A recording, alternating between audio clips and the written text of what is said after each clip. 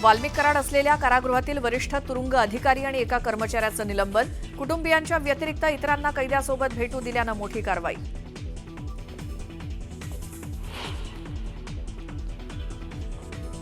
संतोष देशमुख हत्या प्रकरणातील आरोपी वाल्मिक कराडचा सिटी स्कॅन रिपोर्ट नॉर्मल.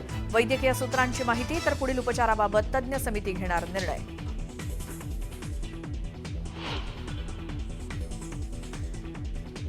पोलिसांबाबत आक्षेपार्ह वक्तव्य करणं आमदार संजय गायकवाडांना भोवलं. न्यूज 18 लोकमतच्या बातमीनंतर बुलढाणा शहर पोलिसात गुन्हा दाखल.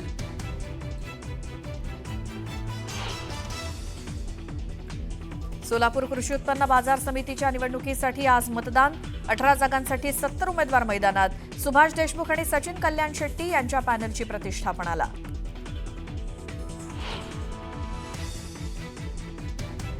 मुख्यमंत्री देवेंद्र फडणवीसांनी गणपोटे आणि जगदाळे कुटुंबियांची भेट घेत केलं सांत्वन. मृतांच्या कुटुंबियांना सरकार मदत करणार असल्याचं दिलं आश्वासन.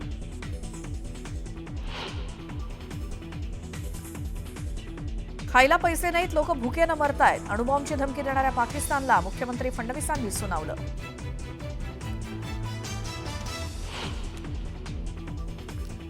जळगावच्या चोपडामध्ये सैराटची पुनरावृत्ती. प्रेमविवाह केल्याच्या रागातनं वडिलांकडनं मुलीवर गोळीबार.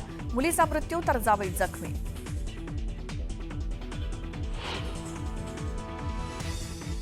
रेल्वेच्या 3ही मार्गांवरती आज मेगा ब्लॉक. देखभाल दुरुस्तीच्या कामासाठी ब्लॉक घेतला जाणार. लोकलच्या अनेक फेऱ्या होणार रद्द.